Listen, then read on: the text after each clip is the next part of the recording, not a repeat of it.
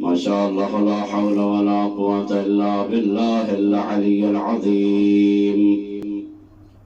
حسبي الله ونعم الوكيل، نعم المولى ونعم النصير. وأفوض أمري إلى الله، إن الله بصير بالعباد. الصلوات. اللهم صل على محمد وآل محمد. الحمد لله الذي لا يبلغ مدحته القائلون، ولا يحصي نعماءه العادون، ولا يؤدي حقه المجتهدون. الذي لا يدركه بعد الهمم، ولا يناله غوص الفطن. فطر الخلائق بقدرته، ونشر الرياح برحمته، وودد بالصخور ميدان أرضه. والصلاة والسلام على العبد المؤيد والرسول المسدد، المصطفى الأمجد المحمود الأحمد، حبيب إله العالمين بالقاسم محمد. اللهم صل على محمد وآل محمد وعجل فرجهم. والصلاة والسلام على آله الطيبين الطاهرين المعصومين، الغر الميامين المنتجبين المكرمين، الذين أذهب الله عنهم الرجس وطهرهم تطهيرا. اللهم صل على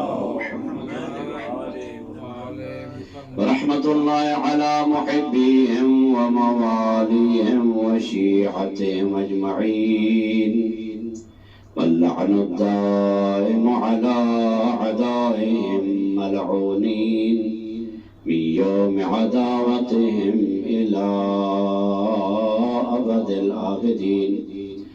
أما بعد، فقد قال الرحمن في القرآن: بسم الله الرحمن الرحيم.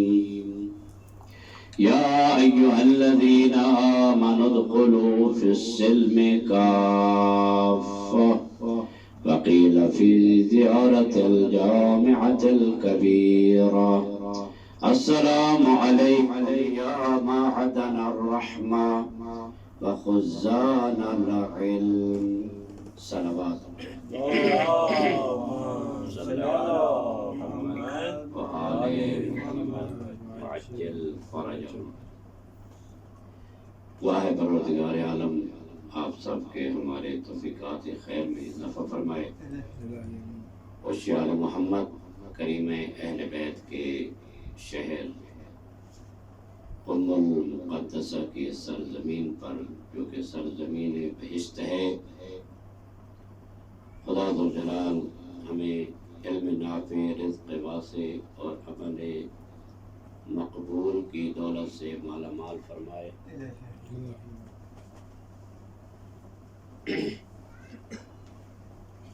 خداوند متعال تمام گزشتگان مومنین و مومنات کے گناہان صغیر و کبیرہ سے درگزر فرمائے. ہمارے اور آپ کے خصوصاً جو بھی گزشتگان ہیں، دوست احباب اساتید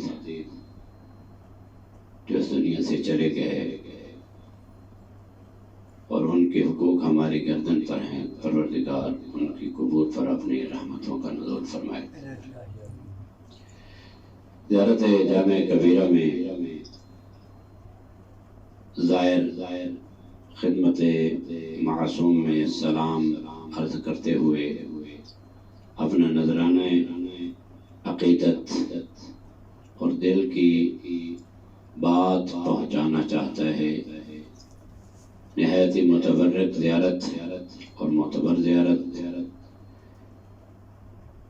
معدن الرحمہ، میرا سلام ہو آپ پر اے رحمت کی معدن۔ معدن عدن سے ہے، بروزن متن، عدن بروزن متن۔ عدن کس کو کہتے ہیں؟ کسی چیز کا کسی جگہ پر رہائش پذیر ہونا، مستقر ہونا اور اپنا ٹھکانہ بنانا، البتہ اس میں محبت، سرور اور رضا مندی پائی جاتی ہو۔ طرفینی محبت، رضا مندی۔ معدن، عدن معدن وہ مقام کہ جہاں پر کوئی ٹھکانہ ہو، یعنی معدن وہ ٹھکانہ کہ جہاں پر دونوں طرف سے ایک تو جو وہاں پر مستقر ہو رہا ہے، یعنی اس کو کہیں گے مستقر، اور جو وہ جگہ ہے اس کو کہیں گے مستقر۔ ٹھکانہ مستقر، اور جو وہاں پر جا رہا ہے اس کو کہیں گے مستقر۔ مستقر وہاں پہ ٹھہرنے والا، اور مقام رہائش، دونوں کے درمیان خوشی، رضامندی اور رغبت پائی جاتی ہو۔ مفردات والے اور اہل لغت اس کو کہتے ہیں عدن اور معدن۔ اس لیے جنت کو جنات عدن تجری من تحتها الانہار خالدین فیہا ابدا رضی اللہ عنہم ورضوا عنہ ذالک لمن خشی ربہ۔ یعنی جنات عدن، اسی وجہ سے اس کو کہا جاتا ہے جنات عدن، یعنی وہ جنت کی جس میں رہنے والے اس جنت سے راضی ہیں، اس کے مشتاق ہیں، اس کے لیے رضامند ہیں۔ رضامند کیا؟ وہ دعائیں مانگتے ہیں دنیا میں کہ پروردگارہ ہمیں جنت عطا فرما۔ یہ علیحدہ بات ہے کہ پیغمبر اکرم نے فرمایا باقی لوگ تو جنت کی دعا کرتے ہیں، خدایا ہمیں جنت عطا فرما، لیکن 4 شخصیات ایسی ہیں جن کے لیے جنت دعا کرتی ہے۔ بر محمد آل محمد صلوات اللہم صل علی محمد و آل محمد، یعنی تشتاق الجنت الى 4، 4 شخصیات کے لیے جنت دعا کرتی ہے کہ پروردگارہ یہ میرے بطن میں آئیں، میرے اندر یہ مستقر ہوں، ان کا ٹھکانہ میں قرار پاؤں۔ وہ کون ہیں؟ ان میں سر فہرست امیر مومنان علی ابن ابی طالب علیہ السلام ہیں، حضرت سلمان ہے، ابو ذر ہے، مقداد ہے۔ یہ شخصیات ہیں کہ جن کے لیے جنت ان کی مشتاق ہے۔ بتا امیر کائنات تو اس لیے عمل نہیں کرتے اور نہ ہی انہوں نے کبھی جنت کے لیے دعا مانگی، کیونکہ جنت تو کم ترین چیز ہے، وہ جنت سے زیادہ رضوان پروردگار کے خواہش مند ہوتے ہیں۔ یعنی وہ اپنا عاجز جو ہے خدا سے وہ یہ نہیں مانگتے کہ ہمیں جنت دے دے، جنت تو ان کے نور سے خلق ہوئی ہے، اللہ نے ان کے نور سے جنت خلق کی، جنت کے باغات خلق کیے، جنت کی حور و غلمان انہی ائمہ طاہرین علیہ السلام کے انوار سے اللہ نے خلق کیے۔ حضرت صدیقہ طاہرہ سلام اللہ علیہا کے بارے میں، ان کی جنت کے بارے میں بحر الانوار غالباً 16 نمبر جلد میں ایک حدیث ہے، بہت ہی جالب اور دلکش حدیث ہے، آپ کی خدمت میں عرض کرنا چاہتا ہوں، لیکن ایک صلوات ہدیہ فرمائیں۔ اللہم صل علی محمد و آل محمد۔ حضرت آدم کی جنت ہے، حضرت نوح کی جنت ہے، ابراہیم، عیسیٰ، موسیٰ، تمام انبیاء، ان تمام صلحاء، ان کے جو اوصیاء ہیں تمام کی جنات ہیں، لیکن حضرت صدیقہ طاہرہ کی جنت کے بارے میں یہ حدیث ہے بہار الانوار میں کہ صدیقہ طاہرہ کی جنت ان تمام جو جنات ہیں جو اولو العزم انبیاء میں سے حضرت ابراہیم علیہ السلام، حضرت عیسیٰ، حضرت موسیٰ علیہ السلام، ان کی جنات جتنی بلند ہیں وہ ہمیں علم نہیں ہے کہ ان کی جنات کتنی بلند ہے۔ البتہ جنت کا اندازہ ہم لگا ہی نہیں سکتے، فقط جو آدمی قرآن پڑھتا ہے اور قرآن پر عمل کرتا ہے اس کے بارے میں روایت ملتی ہے کہ جب وہ قاری قرآن، حافظ قرآن، قرآن پر عمل کرنے والا، فقط اپنی زبان لسانی کے ساتھ نہیں، شبینہ پڑھنے والا نہیں اور اس زبان کے ساتھ پڑھنے والا نہیں، بلکہ زبان کے ساتھ اس کا دل بھی قرآن کے ساتھ ہم آہنگ ہو، ایسا شخص جو قرآن پڑھتا ہے اور دنیا سے چلا جاتا ہے تو پروردگار عالم اس کو انعام میں فرماتا ہے اقرا ورقا، پڑھتا جا اور جنت کے درجات کو طے کرتا جا۔ بار محمد و آل محمد صلوات اللہم صلی علی محمد و آل محمد۔ اندازہ لگاتے رہیں گے اقرا ورقا اور کام ترین جنت کا ہم اندازہ نہیں لگا سکتے، کم از کم یہی تو ہے نا کہ ایک حور اور ایک غرفہ، ایک کمرہ جنت کا اور ایک حور، کم از کم یہ ہے نا۔ اگر خدا کمرہ جنت کا ایک اتاق، ایک کمرہ دے اور ساتھ حور نہ ہو تو یہ بھی تصور ذرا اچھا نہیں لگتا، تنہائی ہوگی، البتہ وہاں تنہائی جو ہے وہ وحشتناک نہیں ہوگی، لیکن کم از کم تو اتنا ہے نا کہ ایک جنت کا ایک کمرہ دے گا اور ایک حور دے گا، کم از کم یہ ہے۔ لیکن اس سے بالا تر درجات اقرا ورقا کم از کم قرآن کے 6600 اگر 66 آیات ہیں تو کم از کم اس قرآن پڑھنے والے اور اس پر عمل کرنے والے کے لیے 6666 درجے جنت کے اللہ نے قرار دیے، اور اس کے بعد آدم کا درجہ علیحدہ، نوح کا، انبیاء تمام کا درجہ علیحدہ اور ان کے اوصیاء کے درجے علیحدہ۔ ان درجات سے بالا تر حضرت زہرا کی جنت کے بارے میں حدیث ملتی ہے کہ پروردگار عالم نے حضرت زہرا کی جنت کتنی عظیم اور بلند قرار دی ہے، اور وہ جنت جس کا نام جنت ہے وہ رضوان الہی ہے۔ جو کچھ بھی ہے وہ کیا ہے کہ اگر اعلیٰ ترین جنت سے اگر فرشتہ پرواز کرتا ہے اور 1000 سال پرواز کرتا رہے، 1000 سال، اور وہ بھی پتہ نہیں ہے دنیا کے 1000 سال ہیں، یہ آخرت کے 1000 سال ہیں، یہ تو شمس و قمر لیل و نہار کے چکر میں یہ دن اور رات 24 گھنٹے کے بنتے ہیں، اور یہ 365 دن کا یا 360 دن کا سال بنتا ہے، یہ دنیا کے سال ہیں اور پتہ نہیں وہ آخرت کے سال ہیں۔ اگر 1000 سال وہ فرشتہ پرواز کرتا ہے، کرتا رہے ایسے مقام تک، بلکہ یہ وہاں پر یہ حکایت ہے کہ وہاں فرشتے نے پرواز کی اور وہاں اس نے پرواز کی، وہاں تک پہنچا تو اس نے دیکھا کہ ایک کعبہ بنا ہوا ہے۔ آپ دیکھ لیں کہ کتنی پرواز ہوگی۔ حضرت یوسف علیہ السلام کو جب ان بھائیوں نے کنویں میں ڈالا تو اتنا بھی سفر تھا، کنعان جو ہے وہاں پر کنویں میں حضرت جبرائیل نے یا فرشتے نے جا کر حضرت یوسف علیہ السلام کو اپنے پروں پہ لیا۔ اتنی پرواز تھی، کتنی طاقتور پرواز ہے فرشتے کی۔ 1000 سال کے بعد وہاں پہنچا، وہاں دیکھا کہ ایک قبہ نور کا بنا ہوا ہے۔ اس نے پروردگار عالم سے عرض کی، پروردگارا ما هذه الزہرا، یہ نورانیت اور یہ چمکدار چیز کیا چیز ہے؟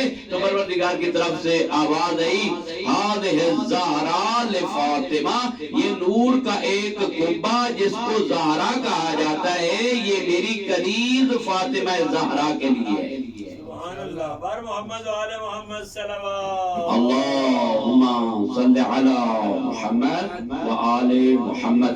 یہ حضرت فاطمہ زہرا وہ اس کی حقیقت سے ہم آگاہ نہیں ہے، کوئی بھی عام انسان آگاہ نہیں ہے کہ وہ مقام کیا ہے۔ وہ مقام شفاعت جو اللہ نے فاطمہ زہرا کو عطا کیا، اور وہ مقام محمود جو پیغمبر کو عطا کیا ہے، جناب زہرا کو بھی وہ مقام محمود عطا کیا ہے۔ کیوں؟ اس لیے کہ پیغمبر فرماتے فرماتے ہیں فاطمہ تو بضعتم منی، فاطمہ میرا ٹکڑا ہے، یہ فقط جسم کا ٹکڑا نہیں بلکہ فاطمہ میری رسالت کا ٹکڑا ہے، اور فاطمہ میرے پیغام الہی کا ٹکڑا ہے۔ جہاں محمد مصطفیٰ یہاں فاطمہ زہرا بھی ہیں، اور وہ مقام اللہ نے ان کو بھی عطا کیا ہے۔ وہ ہمیں درک نہیں ہے کہ حضرت فاطمہ زہرا کا مقام کیا ہے، وہ جنت، جنات و عدن، یعنی وہ جنات کے جہاں خود جانے والا بھی خوش ہے اور جنت بھی خوش ہے کہ یہ میرے اندر آ رہے ہیں۔ اور جنت سب سے زیادہ خوش ہوگی ان اوصیاء اولیاء کے بعد شیعیان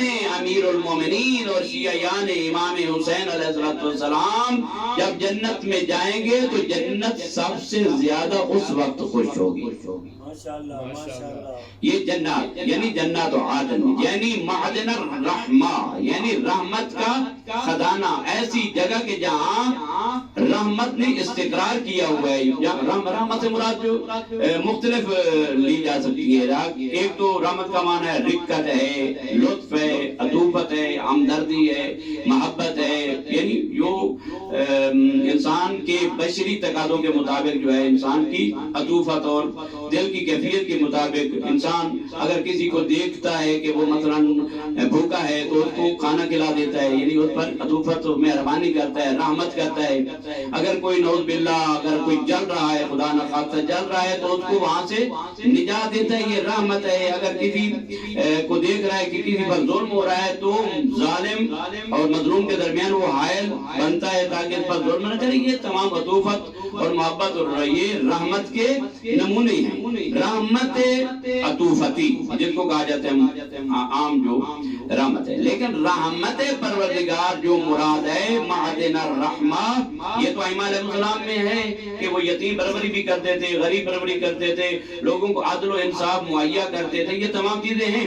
لیکن ایک رحمت پروردگار جو ہے جو اس میں ہے وہ رحمت رسالت ہے، ولایت ہے، شریعت ہے، جو کہ رحمت الہی کے نام سے موسوم ہے روایات میں، کہ بہت بڑا مخزن ہے روایت رحمت۔ اللہ کا کیا ہے، اللہ نے شریعت بنائی، اللہ نے رسول بھیجے، اللہ نے ہمارے لیے معصومین قرار دیے، اس لیے کہ جو ہمیں راستہ دکھانے والے ہیں، اسی جنت کی طرف لے جانے والے ہیں، کبھی بھٹکیں گے نہیں۔ اس لیے کہ امیر کائنات نے فرمایا تھا یا عمار، اے عمار جب دیکھو کہ تمام دنیا ایک طرف، توجہ تمام دنیا ایک طرف جا رہی ہے اور میرا بھائی علی ابن ابی طالب ایک جگہ پر کھڑا ہے اور علی کے ساتھ کوئی بھی نہیں ہے، تو یاد رکھنا تمام دنیا والوں کو چھوڑ دینا، میرے علی کا دامن تھام لینا، دنیا تمہیں جہنم میں لے جائے گی، علی تجھے جنت میں لے جائے گا۔ نعرہ تکبیر، اللہ اکبر، نعرہ رسالت، یا رسول اللہ، نعرہ حیدری، یا علی، آواز بلند صلوات، اللہم صل علی محمد وعلی محمد۔ رحمت پروردگار جو اللہ نے ان کے ذریعے ہمیں، اور ہم چاہتے بھی ہیں، اگر ہم چاہتے ہیں مغفرت، پروردگار سے مغفرت چاہتے ہیں، اور ہماری سب سے بڑی خواہش یہ ہوتی ہے کہ اللہ ہمیں بخش دے، اور مغفرت کے لیے بہت زیادہ تاکید بھی کی گئی ہے کہ توبہ کرو، استغفار کرو۔ جب معصومین علیہ السلام کے پاس لوگ آتے تھے، پر معصوم مولا ہماری اولاد نہیں ہوتی، معصوم فرماتے استغفار کرو، یعنی وہ بعض مشینیں ہوتی ہے نا کہ ایک مشین ہوتی ہے 10 کام کرتی ہے، یعنی مغفرت ایک ایسی چیز ہے کہ ایک مغفرت ہے اور 10 12 15 20 40 کام کرتی ہے۔ مغفرت جب باران رحمت نازل ہو رہی تو معصوم فرماتے ہیں مغفرت کرو، استغفار کرو، استغفروا ربکم انہ کان غفارا یرسل السماء علیکم مدرارا ویمددکم باموال وبنین ویجعل لکم جنات ویجعل لکم انہارا۔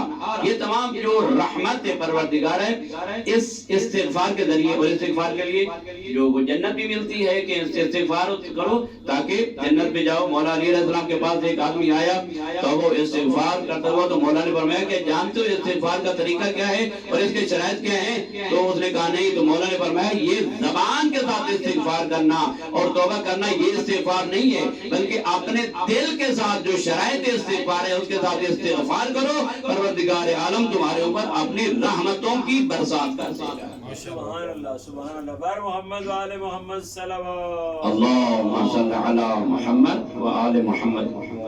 ظاہر استغفار کرنی ہے تو استغفار کے تقاضے بھی ہیں، ڈیمانڈ ہے نا۔ استغفار کیسے ہے؟ اگر بہن کا بھائی کا حق چھین کر اگر انسان اپنی زبان سے رٹا لگے استغفر اللہ ربی واتوب الیہ، کعبے کی دیوار کے ساتھ لگ کر معصوم کے محضر میں یہ کہتا رہے استغفر اللہ ربی واتوب الیہ، جب تک اس بہن بھائی رشتہ دار اعزاء اقربا میں سے اس کا حق چھینا ہوا، غصب کیا ہوا حق نہیں دیا، اس وقت تک خدا بھی اس کو معاف نہیں کرے۔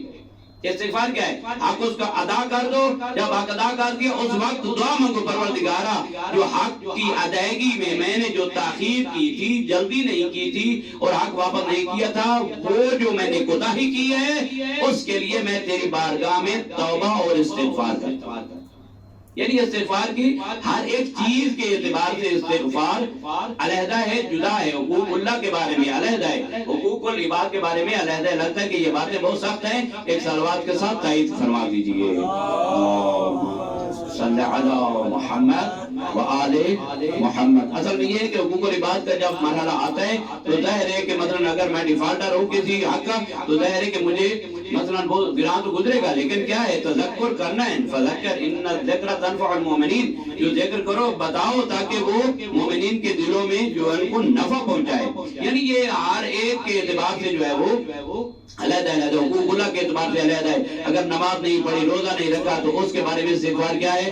نماز نہیں پڑھی، نماز پڑھ کے استغفار کو پروردگارا جو نعمت تو نے مجھے نماز کی ادائیگی میں بر وقت نماز کی ادائیگی میں عطا کرنا تھی اور اس کی وجہ سے نہیں ہو سکا، اب میں نے ادا کر دی، پروردگار اپنی رحمت سے مجھے وہ مرحمت فرما، رحمت جو کہ مجھ سے فوت ہو چکی ہے، جو مجھے تو نے عطا نہیں کی۔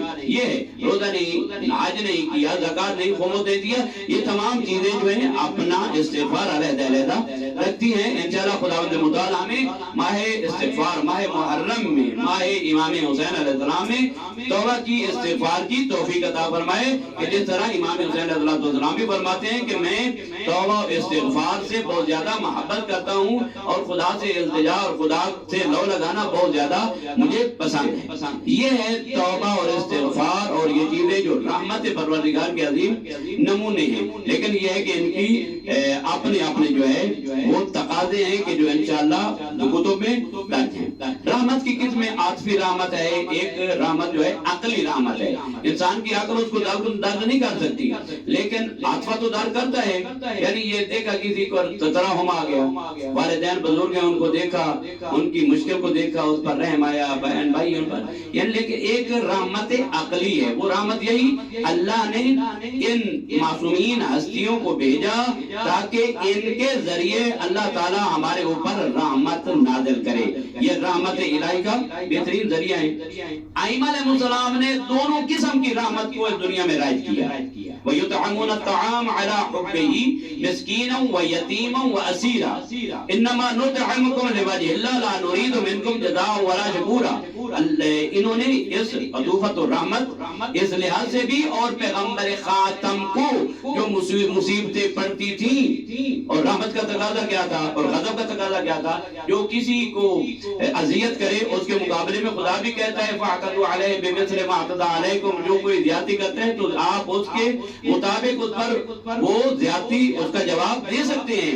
لیکن پیغمبر اکرم پر لوگوں نے کتنے مظالم کیے، پتھر مارے، پیغمبر اکرم کے دانت مبارک شہید ہوئے، پیغمبر اکرم پر کوڑا کرکٹ پھینکا گیا، لیکن پیغمبر نے کیا فرمایا؟ رب اہد قومی فإنہم لا یعلمون، پروردگار میری اس قوم کو بخش دے، ان کو ہدایت فرما، فإنہم لا یعلمون، یہ جانتے نہیں ہیں میں مصطفیٰ کی رحمت اور میری حقیقت۔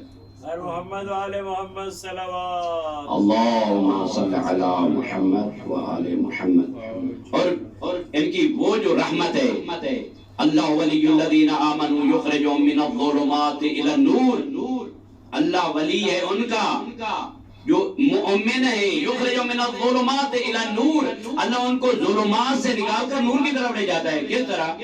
اللہ کیسے آتا ہے؟ ظلمات سے نور کی طرف جاتا ہے۔ کوئی اندھیرا ہے، بلب اور روشنی کا انتظام نہیں ہے اور اللہ بلب روشن کر دیتا ہے اور اس کو سب کچھ آنا نظر آنا شروع ہو جاتا ہے، یا معاذ اللہ تو ایسی ذات نہیں ہے کہ جو یہاں پر آئے اور ہماری ایسی ہدایت کرے۔ پروردگار عالم نے کیا انتظام کیا ہے ظلمات سے ہدایت کی طرف لانے کا۔ تو انما ولیکم اللہ ورسولہ والذین آمنوا الذین یقیمون الصلاة ویؤتون الزکاة وهم راکعون۔ اللہ ولی ہے، اللہ کا رسول ولی ہے، اور وہ مومنین جو حالت رکوع میں زکوٰۃ دیتے ہیں۔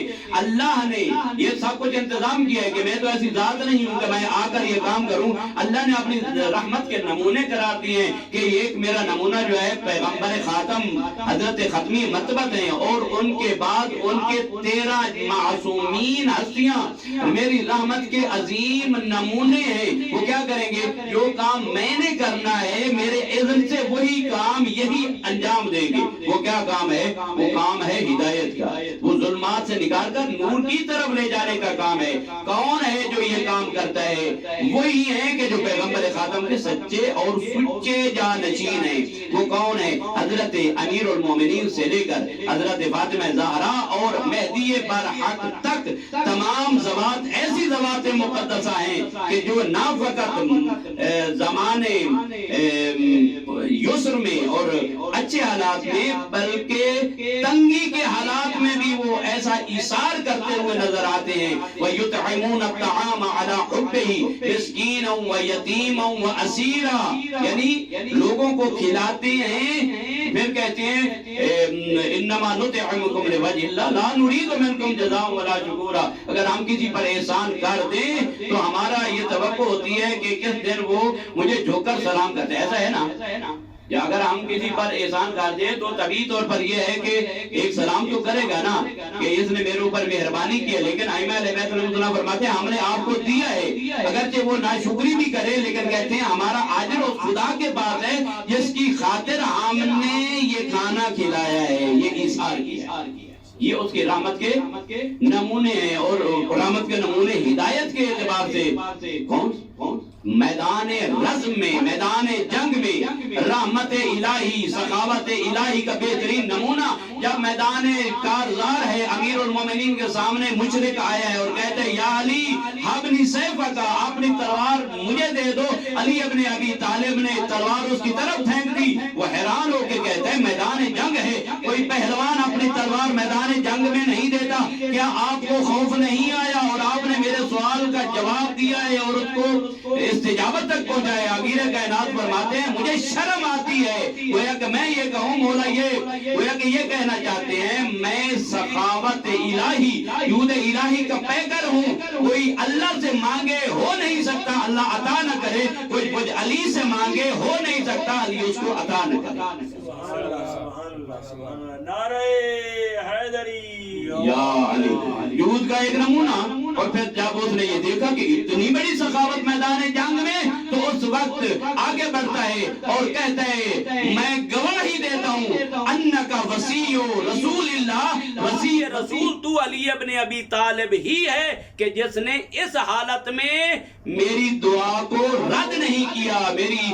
خواہش کو رد نہیں کیا، پاؤں پہ گرتا ہے اور کہتا ہے کہ میں کلمہ پڑھتا ہوں۔ یہ کیا ہے؟ یخرج من الظلمات الی النور کی بہترین مثال ہے۔ اور امیر کائنات کو پیغمبر اکرم فرماتے ہیں یا علی اگر ایک آدمی، توجہ فرمائیں گے، ایک آدمی اگر تیرے ہاتھ پہ دست وجہ اللہ یعنی ید اللہ، عین اللہ، اذن اللہ کے ہاتھ پہ، بات ہے یہ تو مولا کو فرمایا، دوسروں کے لیے بھی ایسا ہی ہے۔ مولا نے فرمایا پیغمبر اکرم نے یا علی اگر ایک آدمی تیرے ہاتھ پہ ہدایت یافتہ ہو جاتا ہے، تیری ہدایت کرنے کی وجہ سے ہدایت یافتہ ہو جاتا ہے، تو اس کا اجر کتنا ہے؟ اگر اس زمین و آسمان کی اس فضا کو ہیرے جواہرات اور قیمتی چیزوں سے پر کر دیا جائے، اس کو اللہ کی راہ میں خرچ کر دیا جائے، اس کا ثواب کم ہوگا ایک آدمی کو جہنم سے نکال کر کر جنت کی طرف لے جانے کا ثواب زیادہ ہو. سبحان اللہ سبحان اللہ. بر محمد و آل محمد صلوات. اللہم صلی علی محمد و آل محمد. انشاءاللہ اپنے وقت میں ہی میں اس کو ختم کروں گا. خزان العلم. ایمہ کیا ہیں؟ خزان العلم. علم کے خزانہ دار ہیں. خزان خازن کی جمع ہے. خازن کی جمع خزانہ دار ہیں.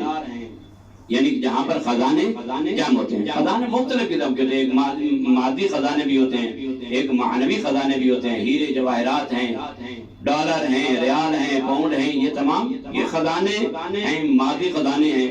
اور ایسے ہیں کہ جو ختم ہو جانے والے ہیں, اور ان کی بھی چابیاں ہوتی ہیں, اور ان کا بھی ایک جگہ ہوتی ہے کہ جہاں پر یہ مستقر ہوتے ہیں.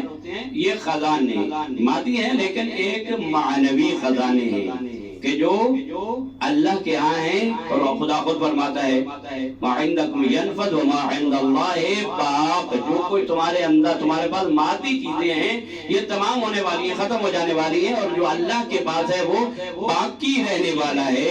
وہ کیا ہے؟ علم پروردگار کے خزانہ دار ائمہ اہل بیت علیہ السلام ہیں. امام کاظم علیہ السلام فرماتے ہیں نحن اوعیت علم اللہ. ہم اللہ کے علم کا ظرف ہیں. اگر تمہیں علم چاہیے تو کسی دائیں بائیں جانے کی ضرورت نہیں ہے. ہم ائمہ اہل بیت کے دروازے پر آ جاؤ, تمہیں وہ سب کچھ مل جائے گا جو کچھ تم اللہ سے لینا چاہتے ہیں. سبحان اللہ سبحان اللہ سبحان. نحن اوعیت علم اللہ فخیر اوعیت.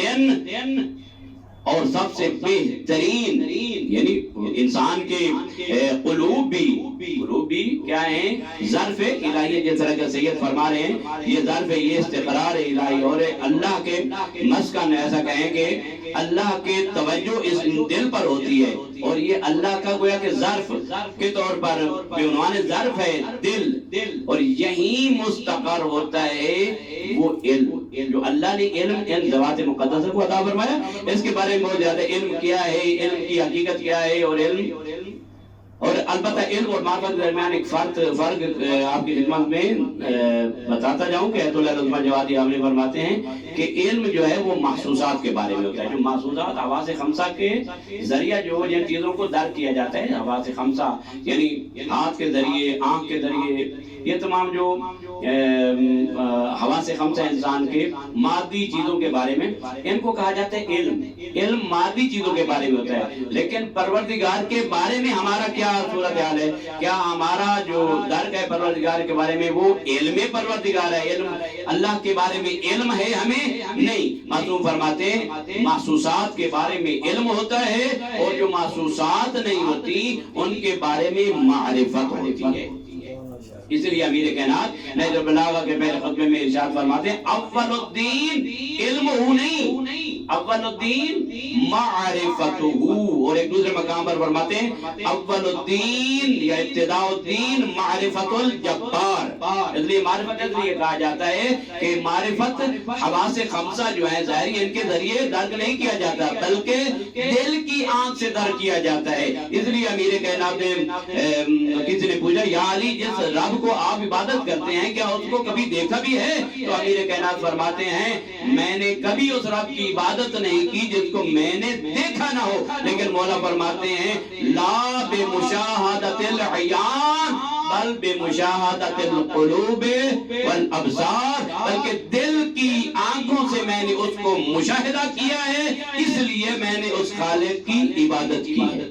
سبحان اللہ. بر محمد و آل محمد صلوات. اللہم صلی علی محمد و آل محمد. یہ آپ کی سنی سنائی چیزیں ہیں, یہ تو فقط تذکر ہے, یہ اس لیے نہیں کہ آپ کے علم میں کوئی اضافے کی بات ہے, بلکہ امیر کائنات کیوں فرماتے ہیں کہ میں نے دیکھا ہے. وہ جو دیکھا ہے وہ دل کی آنکھوں سے دیکھا ہے, اور دل کی آنکھوں سے دیکھنا وہ کیا ہوتا ہے؟ معرفت ہوتی ہے, وہ علم نہیں ہوتا. علم یعنی معلومات کا, جو چیزیں سامنے ہیں چھونے کے ساتھ, دیکھنے کے ساتھ, سونگنے کے ساتھ, ان کا تصور انسان کے دل میں آتا ہے ان حواس کے ذریعے. تو خدا ایسی چیز نہیں ہے کہ جو ان حواس کے ذریعے ہم اس کو سمجھ سکیں, بلکہ دل کی آنکھوں کو کھولنا پڑے گا, پھر اس کے ذریعے دیکھنا پڑے گا. وہ معرفت الہی کہلائے گی.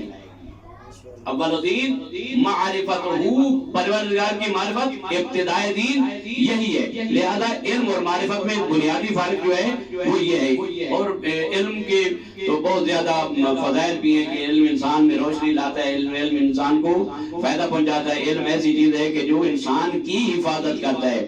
انسان مال کی حفاظت کرتا ہے، علم انسان کی حفاظت کرتا ہے. اور علم ایسی چیز ہے کہ جو خرچ کرنے سے بڑھتا ہے، اور مال و دولت جو ہے وہ خرچ کرنے سے کام ہوتا ہے. چور ڈاکو راہزن کے خوف بھی ہوتے ہیں، لیکن علم میں کسی قسم کا خوف نہیں. اور ایک علم ایسی چیز ہے، ایسی عظیم چیز ہے، اگر جاہل کو جاہل کہو نا تو وہ گھبرائے گا اور وہ مارے گا بھی، لیکن اگر جاہل کو عالم کہو تو وہ بڑا خوش ہوگا، ذرا چوڑا ہو جائے گا کہ ہاں مجھے اس نے عالم کہا ہے. اتنی بہترین چیز علم ہے. اگر جاہل کو بھی کہو تو وہ بھی پھولے نہیں سماتا ہے. بآواز بلند صلوات پڑھیں. اللہم صلی علی محمد وعلی محمد. ہمیں دعا مانگنے دیں. اور علم پیغمبر اکرم خدا نے فرمایا رب زدنی علما، کہو رب زدنی علما، پروردگار میرے علم میں اضافہ فرما. اور ہمیں بھی چاہیے کہ ہم خدا سے دعا مانگیں اللہم ارزقنی رزقا واسعا وعملا متقبلا وعلما نافعا. علم نافع مجھے عطا فرما، یعنی نفع مند علم عطا فرما. جس کو ہم علم کہتے ہیں ہمارے اندر آتا ہے تو اس وقت وہ نفع مند بنتا ہے جب ہم اس علم کے مطابق عمل بھی کرتے ہیں. اگر ہم عمل نہیں کرتے تو ایک وبال التجام بن جاتا ہے. اور اس طرح ائمہ علیہ السلام کی لسان وحی کے ذریعے علماء فرماتے ہیں کہ جو کوئی تمہارے پاس علم ہے اس پر عمل کرو، جو خداوند متعال تمہیں وہ بھی عطا کر دے گا جو تم نہیں جانتے ہو.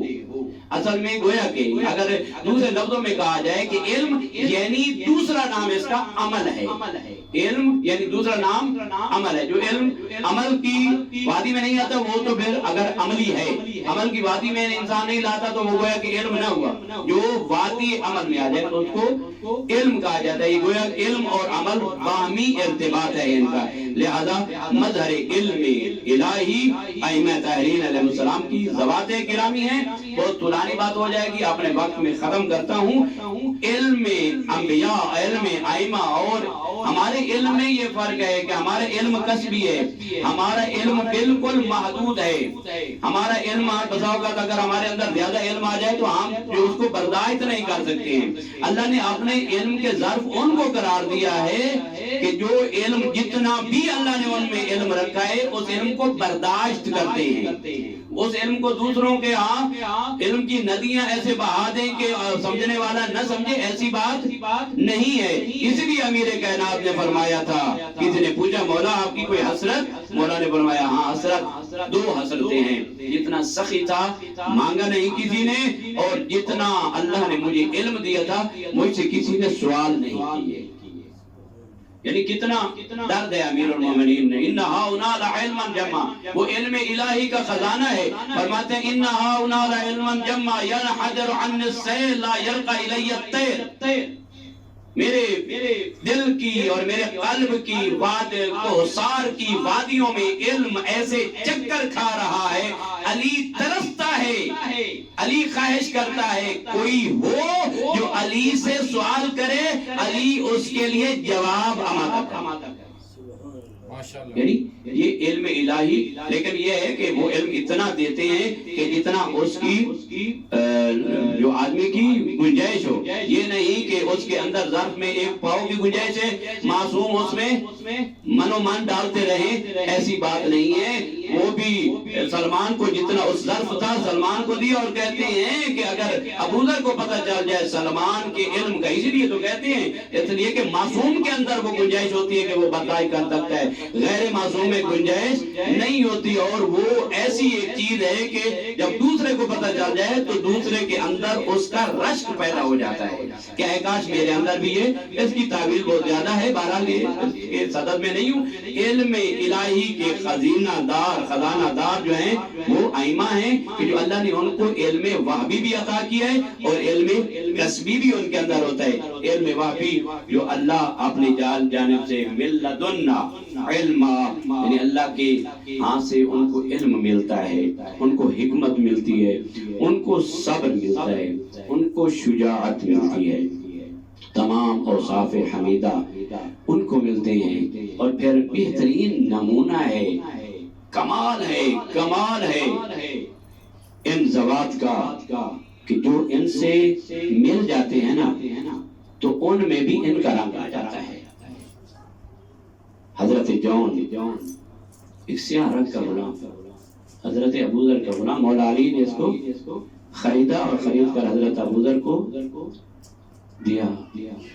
حضرت ابوذر کا وہ دور کہ جب وہ ربضہ گئے تھے تو یہ غلام حضرت ابوذر کے ساتھ تھے۔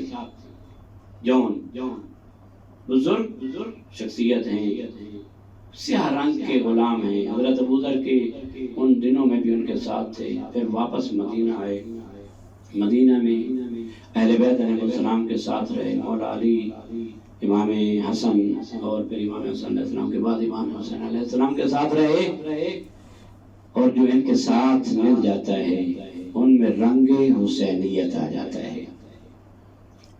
کربلا میں بھی حضرت جون ساتھ تھے۔ حضرت جون آئے، عرض کرتے ہیں کہ ابن رسول اللہ میں بھی جانے کے لیے تیار ہوں، آپ بھی مجھے بھیجیے۔ بہت دردناک شہادت ہے حضرت جون کی۔ مولا فرماتے ہیں جون تو نے ہماری مشکل میں ہمارا ساتھ دیا، آپ چلے جائیں، آپ زندگی گزاریں، ہم اپنی بیعت اٹھاتے ہیں۔ عرض کرتے ہیں اے مولا کیا آپ اب مجھے اپنے در سے ہٹانا چاہتے ہیں؟ کیا میں اب چلا جاؤں؟ کیا ہو سکتا ہے کہ میں آپ کی ساتھ نہ دوں، آپ کی مدد نہ کروں؟ کیا میں میدان جنگ تک آ کے پھر واپس چلا جاؤں؟ ہو سکتا ہے مولا نے بس پسو پیش کیا کہ یہ چلا جائے، جون غلام ہے اور اس نے بڑی ہماری خدمت کی ہے، میرے بھائی امام حسن علیہ السلام میرے بابا کی بھی خدمت کی ہے۔ لیکن جون نے دیکھا اپنا انداز کلام بدلا۔ مولا کیا آپ اس وجہ سے اجازت نہیں لے رہے کہ میرا رنگ سیاہ ہے، میرے جسم سے بو آتی ہے؟ کیا میرا نسب جو ہے وہ اعلیٰ نسب نہیں ہے؟ اے مولا کیا آپ مجھے اس وجہ سے قبول نہیں کر رہے؟ اے مولا میں درخواست کرتا ہوں آپ کے ساتھ رہ کر، آپ کے ساتھ شہید ہو کر میرا چہرہ سفید کر دے، میرے جسم سے جو بو آتی ہے اس کو عطر میں بدل دے۔ اے مولا آپ کے بعد میرا حسب نسب جو ہے وہ آپ کے ساتھ ہی ہے، میں جانے کے لیے واپس جانے کے لیے تو تیار نہیں ہوں۔ مولا نے جب ایسے جملے سنے تو جون کو بھیجا، میدان جنگ کی طرف گئے اور جون کے بارے میں کافی ناریوں کو پھر نار و سکر کیا۔ پھر نار و سکر کرنے کے بعد جون زین اسب سے زمین پر آئے۔ جون نے کہا سلام علیکہ یا سیدی و امیری۔ جون کہتے ہیں مولا میں اتر گیا، میرا جسم کا خاک کربلا پہ ہے، مولا جلدی آ جائیے۔ مولا جلدی گئے، ابھی جون زندہ تھے، ایڑیاں رگڑ رہے تھے۔ مولا گئے، عزادار کربلا کے دو جوان ہیں، دو شہید ایسے ہیں جن کی شہادت میں مولا نے ان کے رخسارے پہ رخسارہ رکھا۔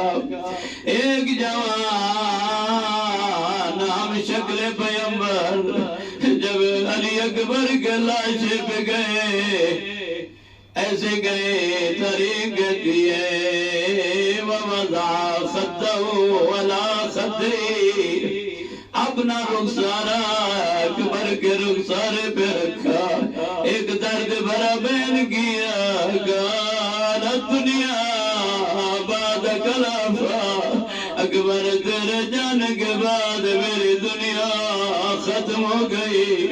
ایک یہ علی اکبر ہے، جان غلام حبشی ہے، جب زمین پہ گرا ہوا تھا مولا پہنچے، مولا جھکتے جھکتے اتنے جھکے، وَوَضَعَ خَطَّهُ عَلَىٰ خَدِّهِ، اپنا رخسار جان کے رخسار پہ رکھا، پھر فرماتے ہیں اطر اللہ جسدک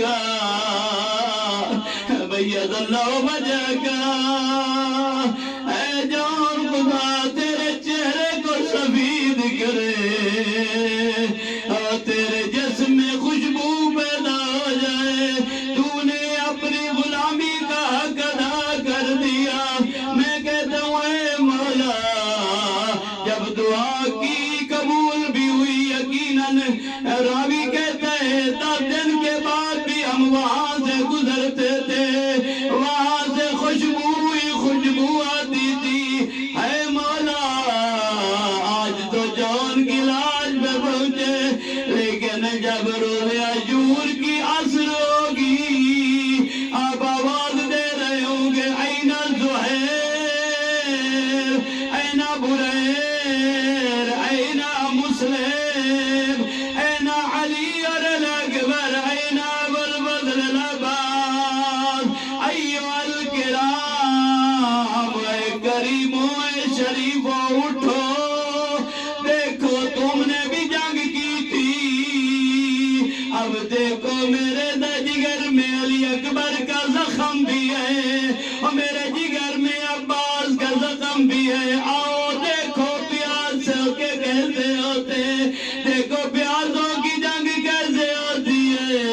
میں حسین بلا رہا ہوں، لیکن پھر جواب دیتی ہے، کیسے یہ جواب دے، یہ وہاں پہنچ چکے ہیں جہاں سے کوئی واپس نہیں آیا، لیکن مقتل میں ایک عالم دین کہہ رہے تھے، جب مولا نے استغاثہ کیا تھا، علی اکبر کا لاشا زمین سے ہلا، عباس